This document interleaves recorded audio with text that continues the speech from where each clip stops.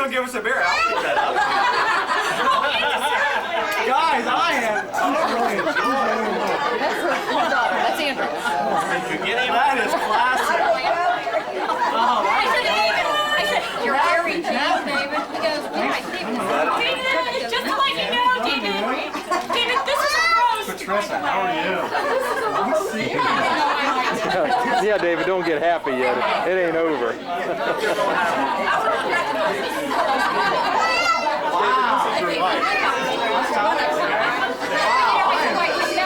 Arthur, how you doing, buddy?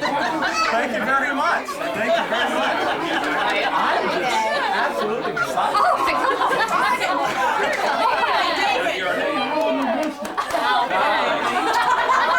That is superimposed. Oh my God.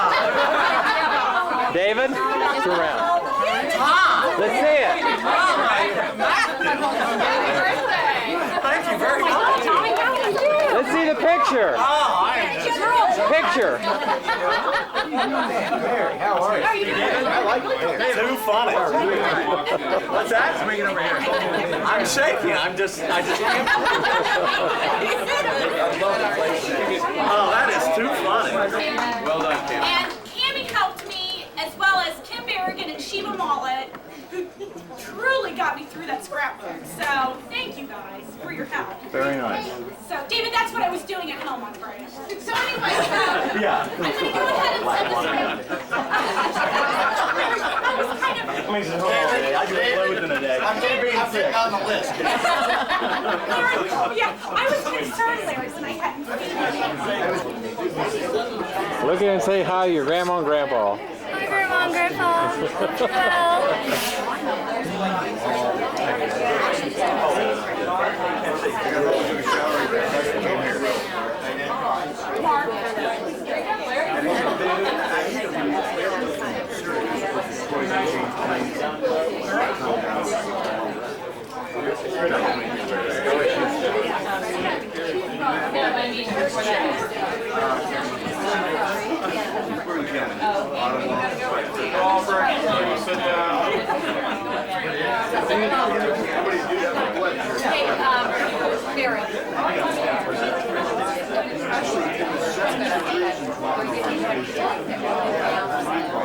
Oh, yes, David.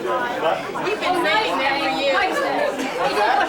We've been saving that for you. We have something else that you have to put this on too.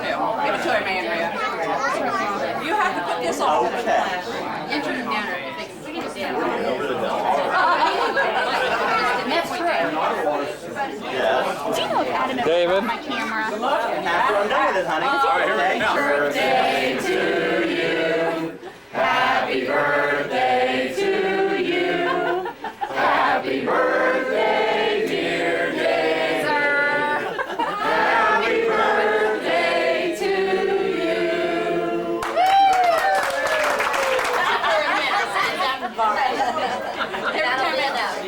David, you look more ridiculous than I've ever. Thank you. At least I have hair here. How strange. Hey, Duffy, I need a little cake over here. Can you bring some cake for this table? Hello there, little goddaughter. How are you? You doing good? You doing good?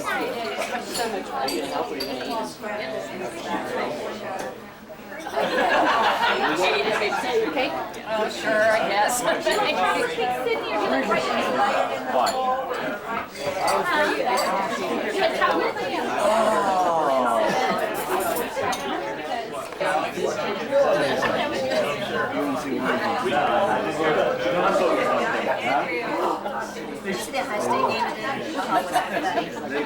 Art, nice to see you. Nice to be here. Well, yeah, I'm coming along. And Marilyn or Mira. That's awesome. We all knew when truly Dave did meet somebody and Kim was the one that she was going to be able to handle him. So my hats off to Kim. A lot of help from her mother. Yeah, Paul, you had nothing to do with it. And for all we know, maybe you didn't have anything. It is the Dave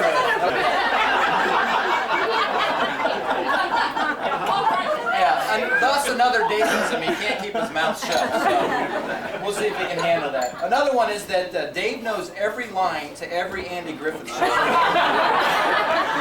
And he can recite them ad nauseum, and it takes every opportunity to try to say, I bet I can get you on that. Another one that is very, very out front is that Dave loves to gamble. So that's Dave. Did I mention Dave was obsessed by money?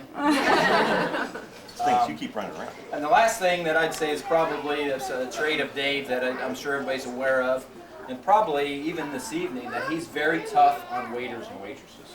So, I tip them handsomely once they. handsomely for his 8%. So, okay, Isn't that how it works? now I'm going to take you through a couple more, and then we're going to get a lot of people up here. We have almost 20 people signed up, so Can I take that over or something? the river flowing here with setups. Do I have the opportunity to knock off 3 There's people? no rebuttals on Dave's part here, so please, if we have to get duct tape out, we're going to do it. This all started back, for me at least, Dave and I met, I'm assuming, sometime around Sister St. David type, Sunday school type event. And I don't have a lot of memories of Dave up until about a point in time, about 3rd or 4th grade, then we started hanging around. But one thing that set the track for my relationship with Dave occurred in, I'll say, 6th grade, and my memory's failing too because I've already hit my 40th birthday. When I, in the middle of gym class, blurted out to Dave, "Shut up." And for those people that didn't belong to Mrs. Geisey's class, if you said "shut up," you were headed to detention. Well, Dave, in his infamous self, was setting that track to be ism, said that I will not tell her for $1.55. In pennies, no doubt. So I had the trade zone, and Dave gave me exactly 24 hours to return $1.55 in pennies back in his hand, 1 roll plus 55 pennies. He pocketed it. Dave was on his track for money. So Dave immediately made Still me... got those pennies. Exactly. Another thing, as we kind of shifted towards high school, an occurrence when we all started getting our first cars. It was pretty ironic at one time. There was a whole slew of us, and this was 1980 when we graduated from high school. Somehow there was a big blue light special at Clifton's or somewhere for 1968 vehicles. Because I think Phil and Jeff Vinkovich and myself and Dave all had 1968 cars. And Dave and mine, by the way, were almost exactly the same, other than the fact mine was black, and I actually had the high school painted, and Dave's was this baby blue. This baby blue Buick, Big Ed painted. 1968 Buick. And At least he had a car. exactly, he had a car, but I will tell you, there was one thing that was different. The interior, everything was the same. We had this big steering wheel.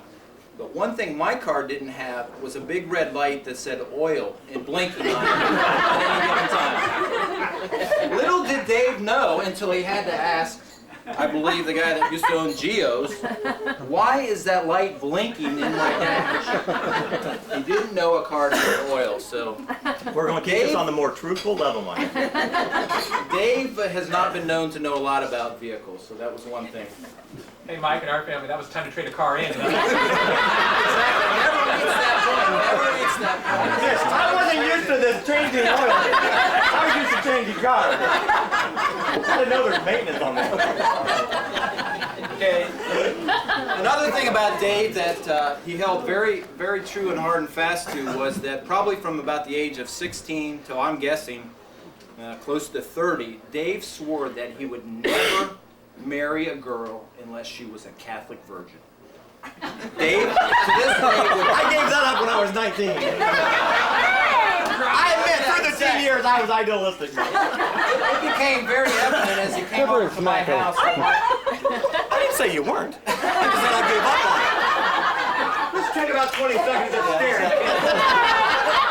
I got the camera And running. then let's Smack take a him. look at Leon and Paul's face. It's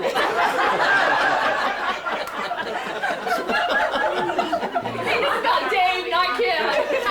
Well, I will tell say that Dave spent a lot of time at our household, and it was very common for Dave to just walk in through the front door, stomping, and my mom would greet him. She'd say, "Hello, Dave," and Dave would go, "Hi, Lois, how you doing?" And my mom would say, "Dave, found your Catholic Virgin yet?" So very often that she was asking him about that. Another instance that occurred, probably most memorable, where Dave has a tendency to laugh about things, and he doesn't hide it, which I think is a great trait. But there was one instance where my brother and I and Dave were actually watching a sporting event, probably very soon after high school, and my brother decided this was the first time that he was going to unleash the F word or the F bomb in our household. And my mother came roaring down the steps and laid into my brother. Dave sat in the corner, face beat red, teeth clenched, laughing to be you know what. And actually to the point where my mother finally went off on her tirade and another play in the game occurred and my brother just unleashed it again. And immediately she came down. He is laughing like you will not believe. She gave him and said, "Dave, get out of here, get home." Exactly. So it was very often that Dave was kicked out about the time we were getting our lectures. Dave had to jump on his little two-wheeler bike back to Willow Lane, right through the grooves in the street. But that was pretty awesome. Too funny. One of the things as we got into high school, I don't know if many of you knew that Dave was a high school wrestling trainer. He was part of the team. And More of a gopher than anything. the other thing that was evident, and I For know who? some of the family here contributed to this, that the high school wrestling team had won the SCOL 10 years straight, and Dave actually had a hand, or should I say a foot, in this experience. And all I'm going to say is you ask Scott Chilakowski what it's like to have a size 13 sit on your McNuggets. That's a true story. Funny. One of the He other was walking things around like Fred Sanford for like 2 weeks in school. Nobody knew. He had these great big baggy pants, of course, he had to wear. Oh, it's classic. Anyway, I will tell you that Dave is a man of extremes. And I'll just give you some real quick extremes here and we'll get on with somebody else. I once had to listen because Dave listened to it, Stray Cat Strut, for 6 months straight, every day in our first apartment. So Dave, he just loved that song. I would walk down the stairs coming from class, I'd hear that dun dun dun. Dave would be in there.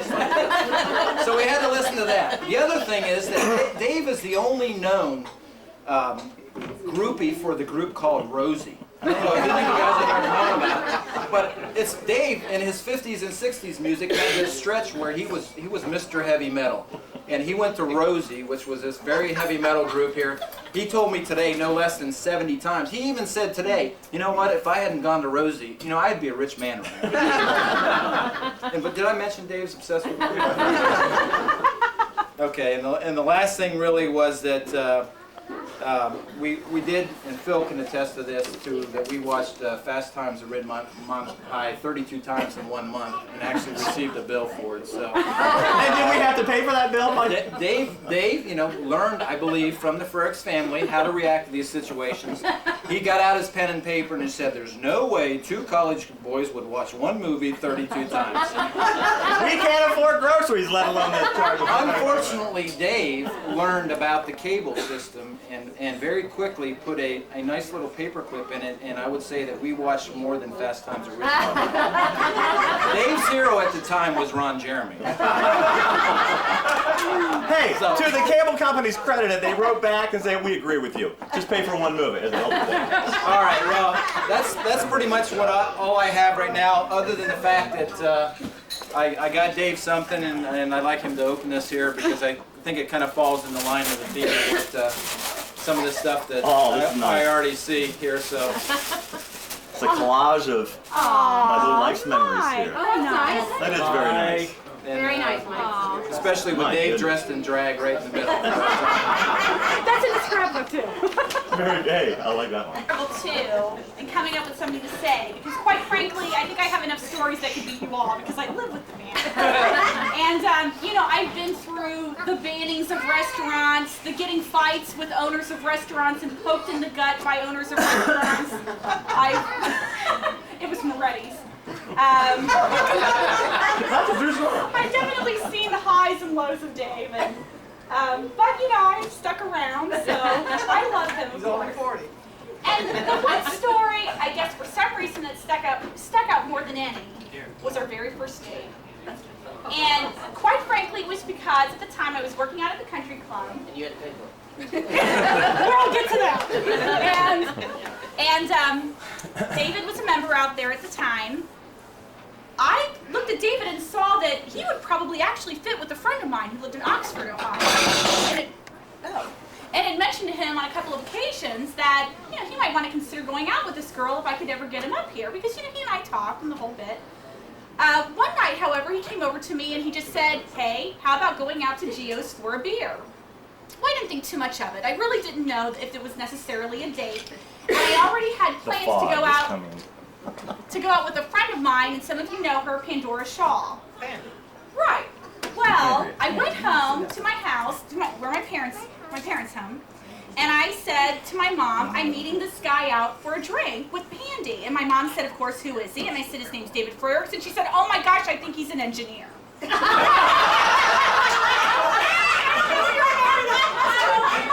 I figure if I can snub her on that, this is going to be fun. Please keep in mind that I trust everything my mother says, and my hopes are getting up a little too. Well, then Pandy came over and she said, I said, "Pandy, we're going to go out, but we're going to meet a guy." And she said, "Who?" And I said, "David Frericks." Her reaction was completely the opposite of my mother. She fell off the couch laughing and she said, "David Frericks." So she started filling me in on how she knew David. Well, we went out to Gio's and we met up with another guy, Scott Chilakowski.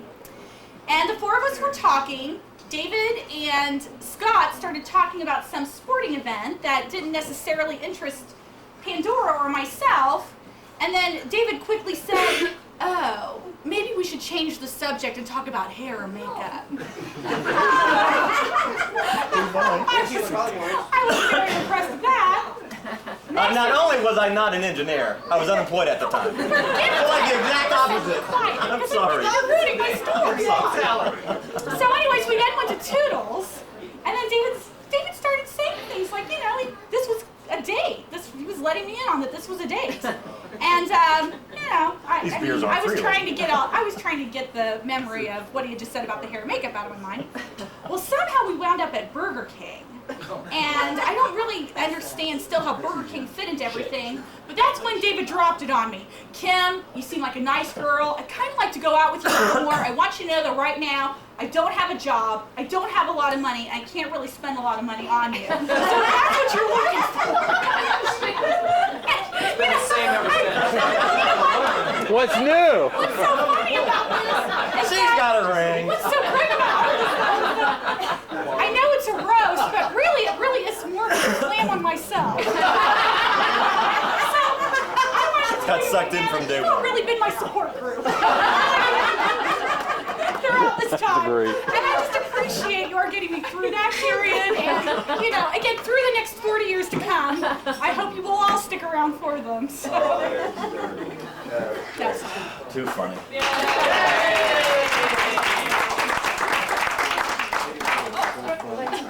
Terry Berrigan next here.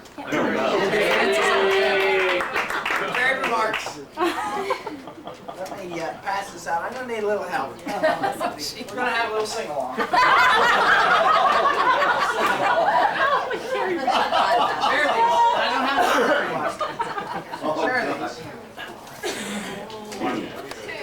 The tune is at the top. Song is the tune up. Okay.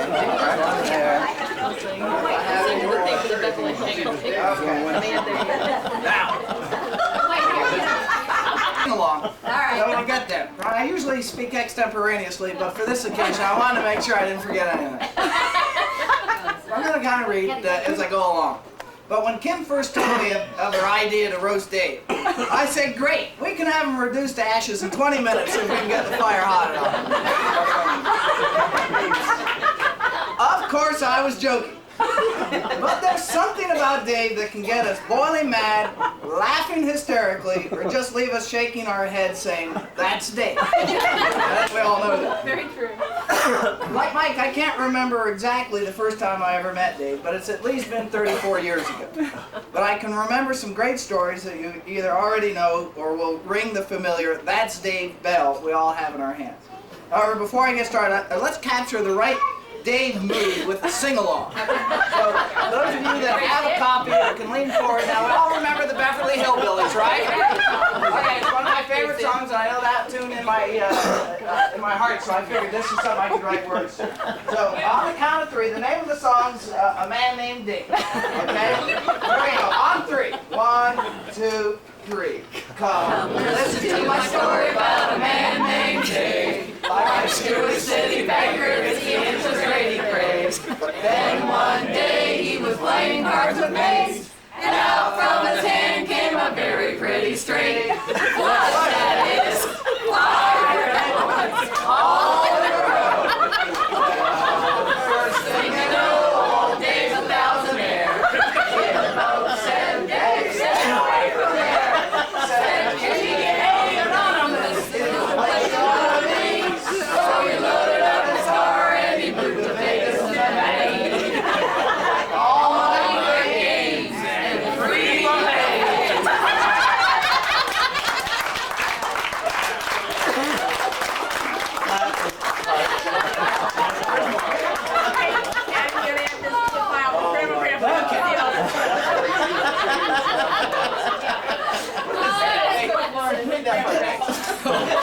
While I'm sober too, because I won't remember when I'm drunk. As I said, lots of stories come to mind when I think of Dave. And there are two that fall into the side of approved for all age groups. And that was the tough part, so I wanted to make sure that I came out with age-appropriate stories. And the first one, I really gave this a lot of thought. I sat down and I tried to wash in all those stories, and I know all of you are wrestling with those same images.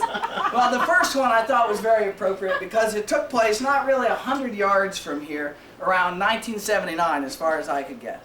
And I don't know if Dave, how far he'll have to go to 100 think yards about from that. here. Just around I remember that. 100 yards from here. You might think of Dave as a great driver. As he's commuted to Columbus for years. He worked as a warranty salesman in all the major cities of the Midwest. But Dave's driving career got off to a rocky start. Does Ed know this? Yes. Oh yeah. While in high school, one of Dave's first jobs was as a delivery driver for Walnut Street Greenhouse. And while making a delivery, he was headed north on North Court Street, right out here, just outside these doors. Well, he got busy thinking about something. Likely either the ever-chased Debbie House, or what a great song WNCI was playing, probably by Air Supply, or the Archies, something like that. Anyway, he got to the railroad overpass, you know, the one with the giant concrete wall, and the bright yellow signs and arrows. Yes, that one. But by the time he paid the level of attention I'm sure he does now, I'm sure you're a good driver now, he had drifted over to the left and made the brilliant command decision which way to go through and he decided to go through the part of the tunnel with the oncoming traffic. Now, lucky for Andrea that there was no oncoming traffic that afternoon, and he passed through safely and quickly returned to the proper lane. Unfortunately for teen driver Dave, a witness saw the whole thing and ratted him out by calling the Walnut Street Greenhouse phone number plastered all over the truck. And as I recall, his mom, Pat, revoked his driving privileges and grounded him for a month. Oh my goodness. True story? Up to the point of being grounded. Mom was so disgusted by that and she says the hell with it. David, look at the camera and say that. Sorry, Mom, it's the truth. Okay. I do have a follow-up to that story, which is even funnier. Now, some of you may be aware that Dave and I have battled each other in various games of chance or skill for the past several months. Oh, okay, years. I remember one late morning when Dave still lived with his parents on Willow Lane. And those of you who know that house will remember how big it was. Well, anxious to get our daily blackjack game underway, I stopped by only to find the house apparently empty, as no one answered my knock on the garage door. The door that led into the house from the garage. And as a frequent guest, Mike mentioned Dave coming into the house. It was just something we did back then. I took the liberty of entering and then began searching for Dave. Well, the search didn't take that long. I opened an upstairs bedroom, and like Goldilocks, there he was, sleeping the morning away. And probably was around 11 or so. Now, I was determined to get his day started without aid of caffeine, so I slowly shut the door and waited a few moments. Then, with as much gusto as I could summon, I burst into his bedroom shouting, "Fire! Fire!" Oh, yeah. Right, no real fire back here.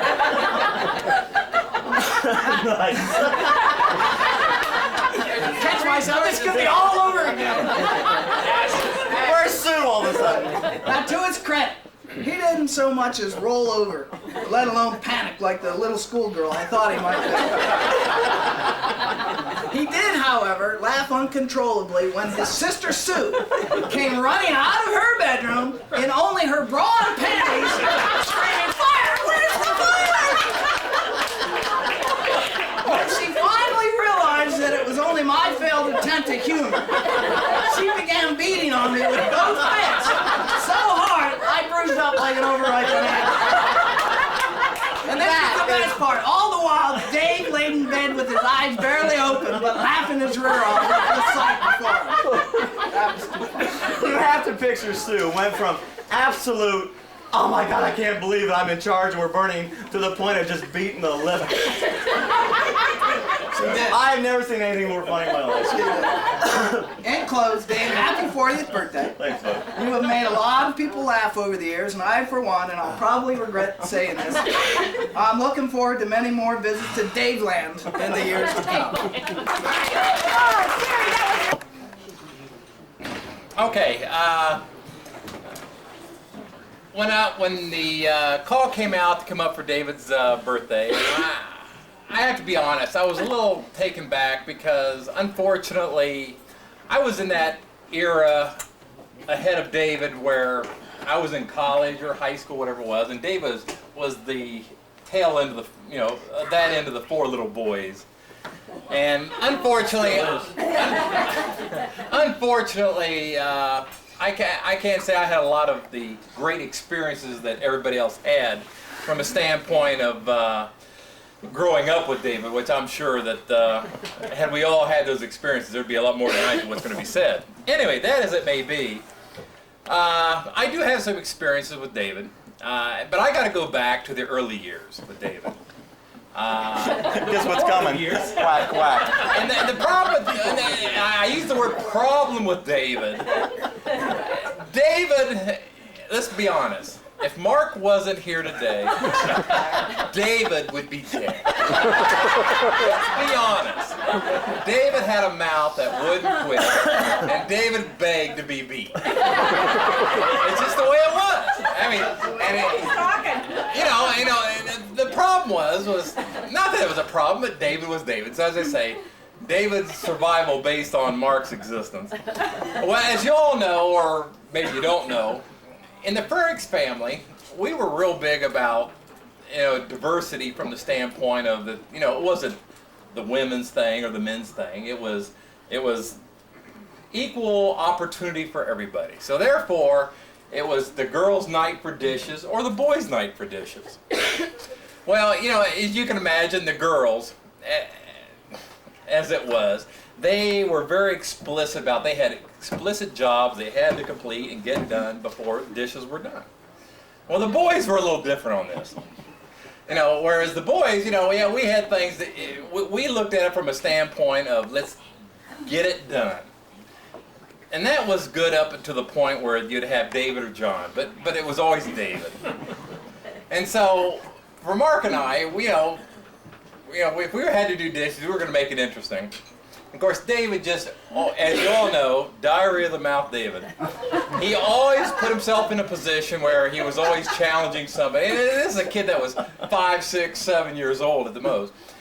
So one of my fondest memories was times where, David would mouth, and finally Mark and I would grab him, and we would take him, and we would throw a penny in the toilet, and we would take David, because we were so much physically bigger,